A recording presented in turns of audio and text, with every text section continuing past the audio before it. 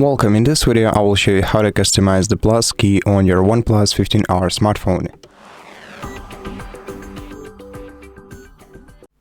First of all, the plus key is of course the button on the left side of your device, and it can be customized to perform any kind of feature. You can either press the key itself, or if you already have some action added to this key, you have to go to settings and scroll down to the very bottom of this page to find the plus key menu.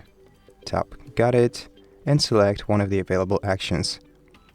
You can enable camera, flashlight, recorder, translator, screenshots, or set it to no action at all.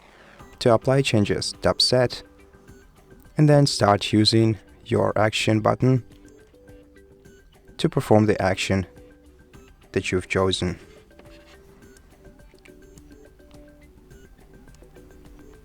For example, camera. And that's how you do it.